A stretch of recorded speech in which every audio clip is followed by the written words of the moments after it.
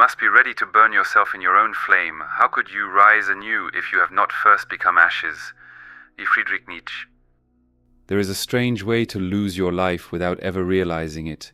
You can wake up every morning, go to work, make responsible decisions, maintain relationships, pursue goals, and still spend decades living for an invisible audience. You wonder what they will think. You notice who is ahead of you. You replay criticism long after the person who said it has forgotten the conversation. You make choices partly because they feel right, and partly because you imagine how those choices will look from the outside. Eventually something disturbing happens. Other people no longer need to control you. You begin controlling yourself on their behalf. This is where Friedrich Nietzsche becomes uncomfortable, because much of his philosophy revolves around a question most people would rather avoid. How much of what you call yourself is actually yours? Your ambitions may have been inherited. Your definition of success may have been borrowed. Even your morality, your ideas about what makes someone admirable, respectable, selfish, or good may carry the fingerprints of people you no longer remember. And if that is true, focusing on yourself becomes something far more serious than self-care. It becomes an act of separation, not because other people are worthless, not because empathy is weakness, and certainly not because Nietzsche offers some cheap excuse for narcissism. The real problem is subtler. You cannot discover what you might become while constantly checking whether everyone else approves of the transformation. At some point, the crowd has to become quiet, and when it does, you may discover that the hardest person to face was never everyone else. It was the person underneath everything they taught you to be.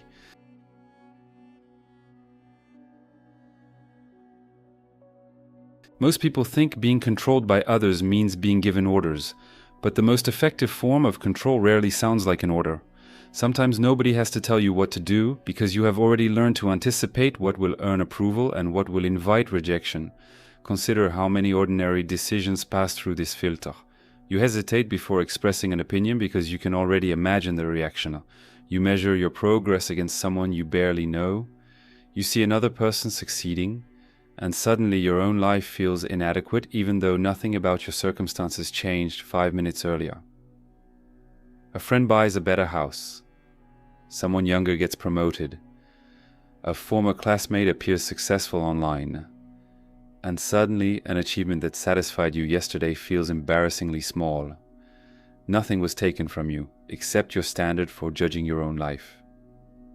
Nietzsche understood how easily individuals inherit standards from the people around them. His criticism of herd morality was not simply an attack on conformity in the obvious sense. The deeper problem is that the values of the group can become so deeply internalized that they begin to feel personal. You don't experience them as commands, you experience them as your own thoughts.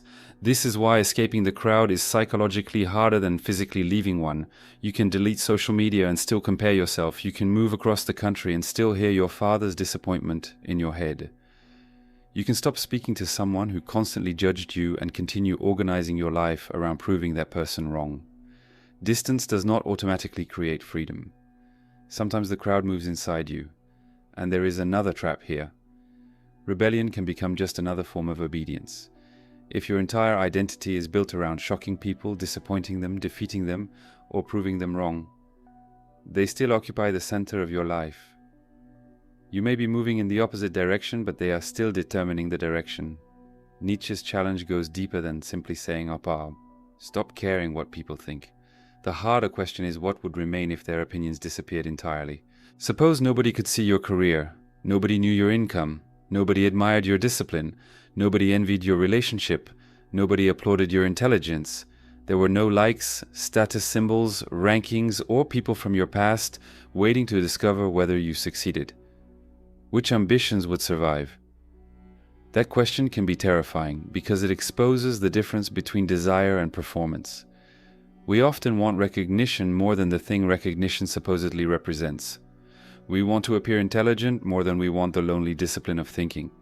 We want to look successful more than we want the particular life required to become successful. Sometimes we even want to appear happy more than we want to investigate what happiness would actually mean for us. The tragedy is not that other people have opinions about you. They always will. The tragedy begins when their imagined opinions become the hidden architecture of your existence. because then you can spend 20 years climbing toward a life you never consciously chose and discover at the top that the applause cannot answer the simplest question, was this ever what I wanted? And this is where Nietzsche's demand becomes far more dangerous, because once you stop asking the crowd who you should be, you inherit a responsibility most people spend their lives avoiding. You have to discover who is doing the choosing.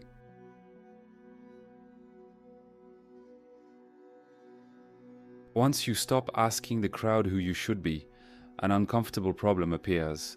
You may not know the answer yourself. This is where the popular version of focus on yourself becomes almost useless. Modern culture often treats self-focus as permission to protect your peace, follow your desires, and stop explaining yourself. Nietzsche demands something much harder, because what if the self you are protecting is precisely the self that needs to be overcome? One of the ideas associated with Nietzsche's philosophy is the challenge of becoming who you are. It sounds comforting until you understand what it demands. He was not simply telling people to uncover some perfect, authentic personality buried underneath society's expectations. For Nietzsche, becoming yourself involves creation. And creation requires destruction. Not physical destruction, but the willingness to question identities you have spent years defending. Maybe you have always considered yourself the responsible one, the intelligent one, the victim, the successful one, the good son, the misunderstood outsider, the person who never needs anyone. These identities can become psychological shelters, and shelters eventually become prisons when you are afraid to leave them. This is why focusing on yourself does not mean endlessly admiring yourself. It means becoming capable of examining yourself without immediately looking away. Nietzsche's idea of self-overcoming points toward this relentless confrontation. The individual does not merely accept every impulse as authentic. He asks whether his desires make him stronger or more dependent, whether his convictions were created through experience or inherited without examination, whether his resentment is revealing an injustice or simply protecting a wounded ego. That distinction matters. Imagine someone who spends years pursuing money because he believes wealth represents freedom. He works obsessively, sacrifices relationships, defeats competitors, and eventually becomes successful. From the outside, he appears independent. But suppose his ambition began with humiliation. Perhaps someone once made him feel insignificant, and every achievement since then has secretly been an argument with that memory. Who is directing his life?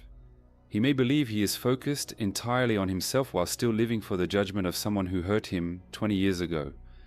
This is the uncomfortable side of self-knowledge. Your strongest ambition may contain fear, your morality may contain resentment, your confidence may contain a desperate need to be seen, and your independence may still be a performance for an audience you claim not to need. Nietzsche does not give you an easy identity to replace the old one.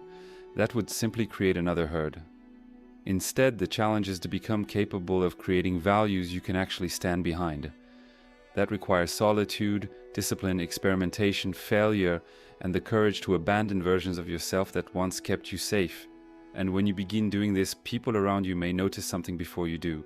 You stop behaving according to the role they recognize. That is when focusing on yourself stops being a private philosophical exercise. Because the moment you change the role you have been playing, everyone who benefited from the old version of you has to decide how they feel about the new one, and some of them will not like it.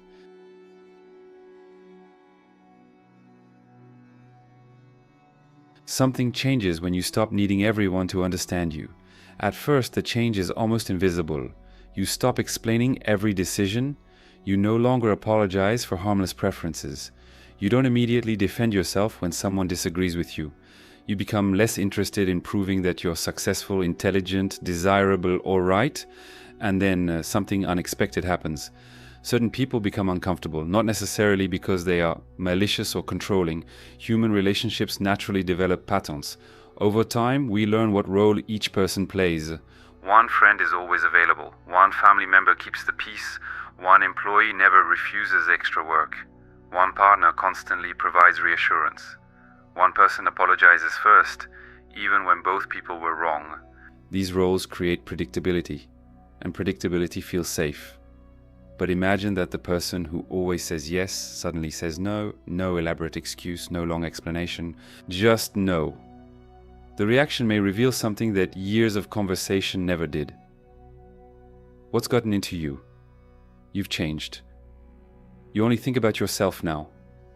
Sometimes those accusations contain legitimate criticism. Independence can become selfishness when responsibility and empathy disappear.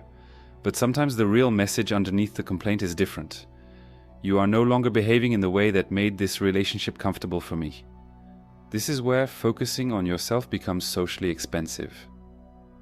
People may say they want you to become stronger, more confident, and more independent, but your growth can alter the arrangement they had with you.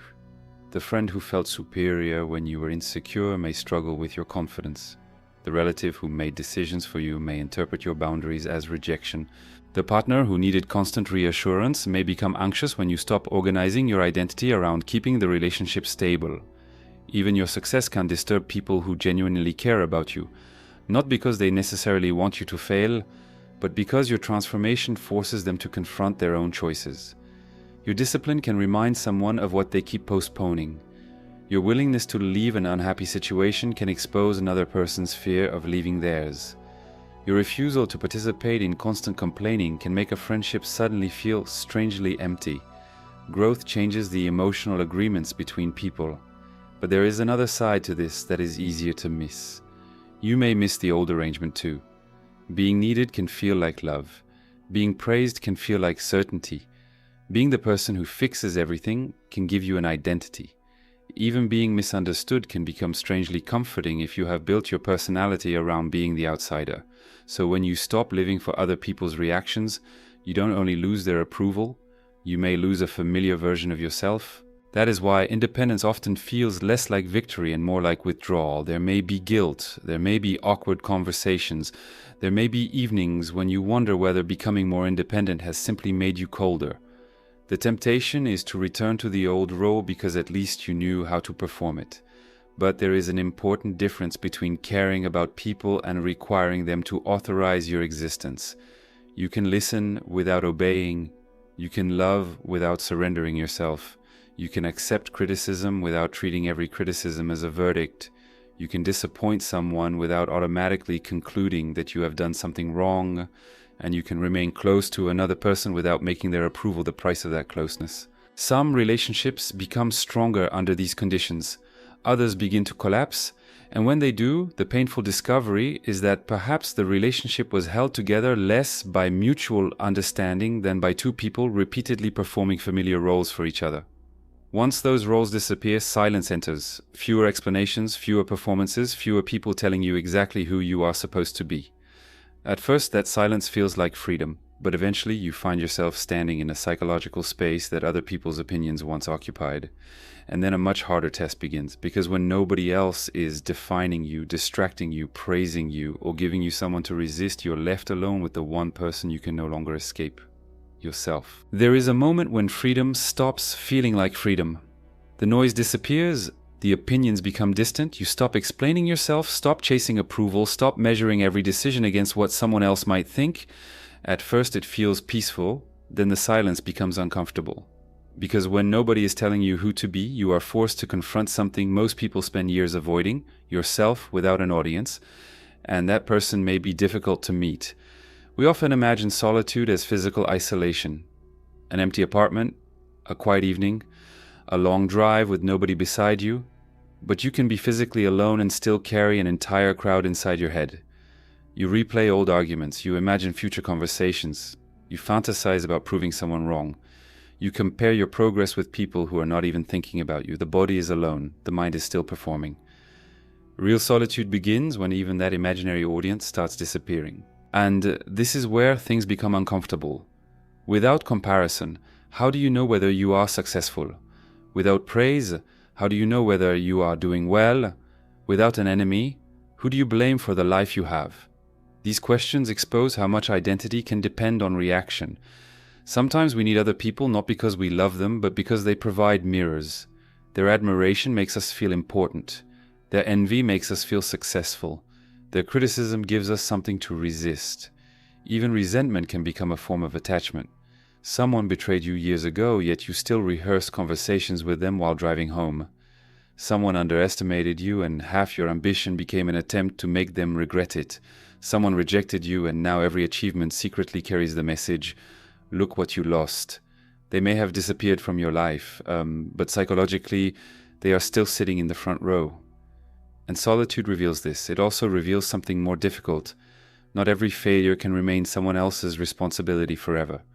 Maybe people genuinely hurt you. Maybe opportunities were denied to you. Maybe someone left damage that took years to understand. Recognizing that is not weakness. But eventually the question changes. Not, who caused this? But, what will you do with what remains? That question can feel almost cruel because it returns responsibility to your hands. There is no audience to impress with your suffering, no enemy whose defeat will magically repair the past, no guarantee that the world will compensate you for what happened. There is simply your life, continuing, and now you have to decide what deserves to continue with it. This is why so many people instinctively escape silence. The phone comes out, the television goes on, another argument begins online, another person becomes the object of comparison. Anything to avoid remaining alone long enough for the deeper contradictions to surface. You say you value freedom, but constantly seek permission. You say status means nothing, yet another person's success changes your mood.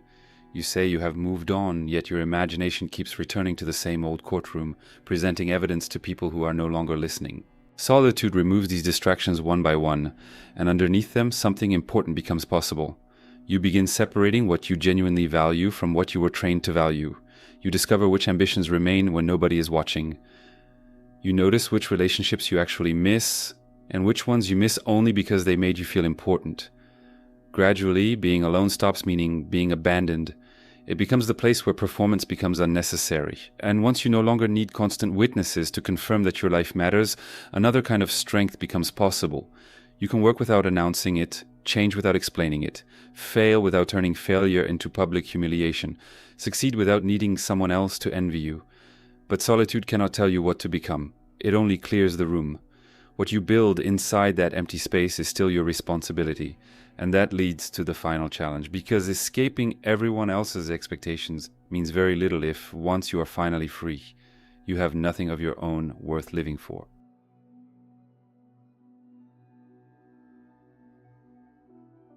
Once the audience disappears, freedom can feel strangely empty.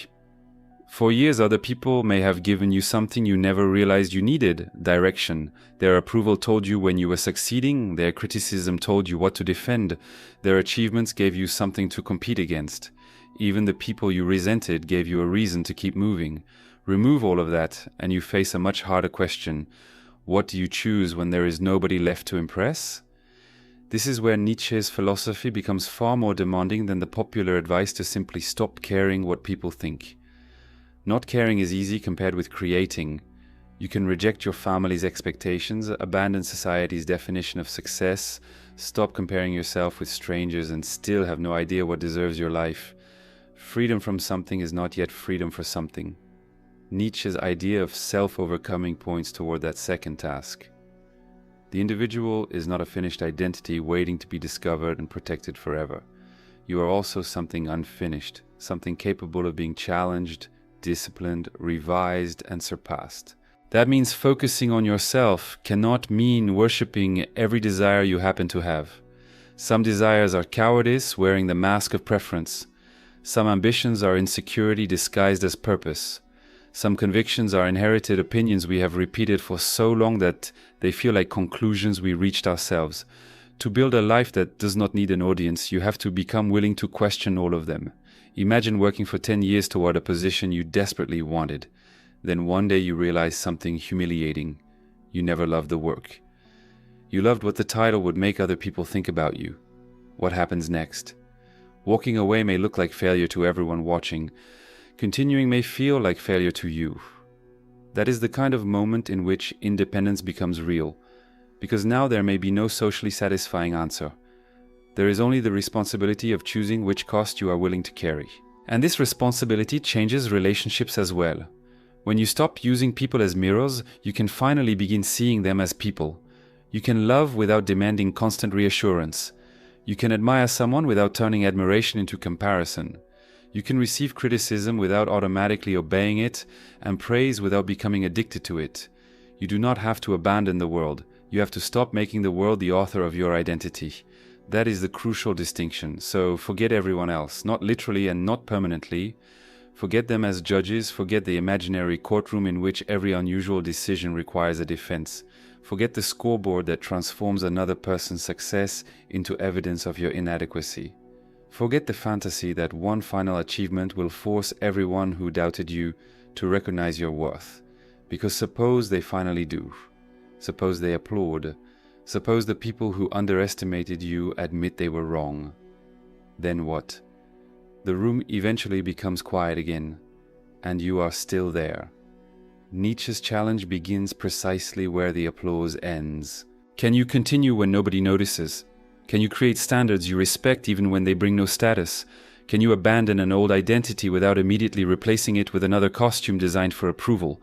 Can you become someone without constantly checking whether the transformation looks impressive from the outside? Perhaps that is what it really means to focus on yourself, not narcissism, not isolation, not indifference to everyone around you, responsibility.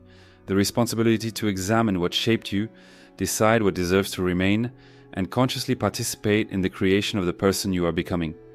Because eventually, whether through distance, age, change, or time, the voices you spent your life trying to satisfy will grow quieter. And when they do, the final question will not be whether they approved of the life you built. It will be whether, beneath all that noise, you ever discovered a reason to call that life your own.